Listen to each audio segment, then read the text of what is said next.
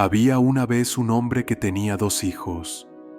Uno de ellos, el más joven, se acercó a su padre con un pedido sorprendente y audaz. Quería su parte de la herencia.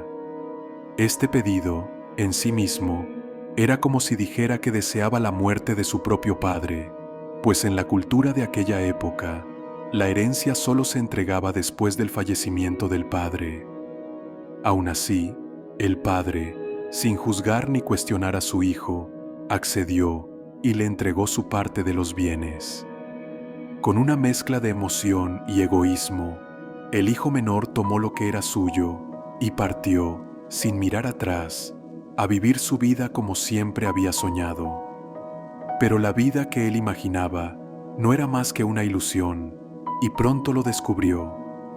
El joven viajó a una tierra lejana, un lugar donde nadie lo conocía y donde sentía que era libre de hacer lo que quisiera. Aquí comenzó a gastar todo lo que tenía en fiestas, placeres y lujos sin control alguno, buscando satisfacción en cada deseo fugaz. Fue una vida de exceso, un torbellino de decisiones impulsivas y desenfrenadas. Sin embargo, esta vida que parecía emocionante y sin límites se desmoronó rápidamente, llevándolo a la miseria y la desesperación cuando el dinero se agotó y su libertad se convirtió en cadenas de necesidad. En medio de su miseria, llegó una hambruna devastadora a esa región.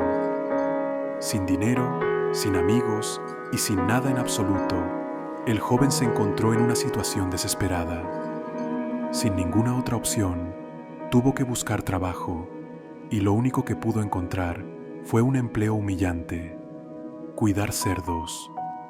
Para los judíos, los cerdos eran animales impuros, por lo que esta tarea representaba la degradación más profunda.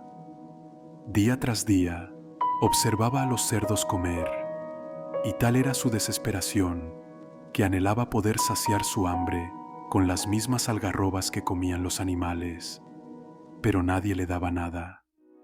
Había tocado fondo, y su orgullo estaba completamente destrozado. En ese estado de absoluta miseria y vergüenza, algo en él comenzó a cambiar. ¿Cómo es posible que aquí esté muriendo de hambre cuando en casa de mi padre hasta los jornaleros, los trabajadores más humildes, tienen comida de sobra?, pensó. Las lágrimas corrieron por su rostro mientras, con profunda vergüenza y arrepentimiento, se daba cuenta de lo que había perdido. Decidió que regresaría a casa, pero no como hijo, pues sentía que había perdido ese derecho. Iría a su padre con la humildad de un jornalero y le pediría que le permitiera trabajar para él. Su arrepentimiento era sincero y su corazón, que alguna vez había sido orgulloso y rebelde, ahora estaba quebrantado. Así, con el peso de la vergüenza sobre sus hombros, el joven emprendió el largo camino de regreso a su hogar. Sabía que su pecado era grande y no esperaba una bienvenida cariñosa. Pero cuando todavía estaba lejos, su padre, quien lo había esperado y deseado su regreso todos los días desde su partida, lo divisó. Sin dudarlo, el padre corrió hacia él. Aquel hombre anciano, que había sufrido en silencio la ausencia de su hijo, se echó sobre su cuello y lo abrazó con todo su ser. El hijo, llorando, comenzó a decir: «Padre, he pecado contra el cielo y contra ti. Ya no soy digno de ser llamado tu hijo». Sin embargo, el padre no escuchó sus excusas. Lo que había anhelado por tanto tiempo estaba sucediendo. Su hijo había vuelto.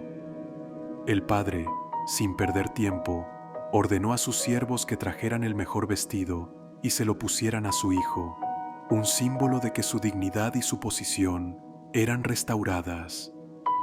Mandó también que le pusieran un anillo en el dedo, símbolo de autoridad y pertenencia, y sandalias en sus pies, para señalar que él era su hijo y no un sirviente. Como si fuera poco, mandó matar el becerro más gordo y organizó una fiesta de celebración como ninguna otra.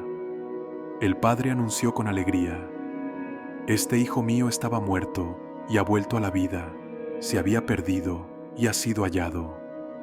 Para él, el regreso de su hijo era un motivo de inmensa alegría, algo que las riquezas o cualquier otra cosa jamás podrían igualar. Mientras la casa vibraba con música y risas, el hijo mayor regresaba de los campos, agotado después de un día de trabajo. Al escuchar el bullicio, se sorprendió y al preguntar a uno de los criados, se enteró de que su hermano había regresado y que su padre había organizado una fiesta en su honor. Este hijo mayor, que siempre había sido fiel y obediente, se sintió traicionado y herido. ¿Cómo era posible que su padre celebrara al que había malgastado la herencia mientras él, el hijo que nunca había desobedecido, jamás había recibido ni siquiera un cabrito para celebrar con sus amigos? Al ver su enojo, el padre salió para hablar con él, rogándole que se uniera a la fiesta. Pero el hijo mayor, lleno de resentimiento, expresó sus sentimientos de amargura y frustración. «He trabajado para ti toda mi vida, jamás te he desobedecido y nunca me has dado ni siquiera un cabrito para celebrar. Pero este hijo tuyo, que ha gastado todo con rameras, recibe la mejor fiesta». Sus palabras revelaban su herida profunda, su incomprensión del amor de su padre y su falta de compasión. Con una paciencia infinita, el padre respondió con palabras de amor y comprensión: «Hijo mío, tú siempre estás conmigo y todo lo que tengo es tuyo. Pero teníamos que hacer fiesta y alegrarnos, porque este hermano tuyo estaba muerto y ha revivido. Se había perdido y ha sido hallado». Le recordó que su amor y fidelidad nunca habían estado en duda, pero que el regreso de su hermano era motivo de alegría, pues significaba una vida restaurada y un alma rescatada. Reflexión sobre la parábola. La parábola del hijo pródigo no solo es una historia sobre perdón, es una invitación a comprender el amor incondicional de Dios, que nos recibe con brazos abiertos aun cuando hemos fallado.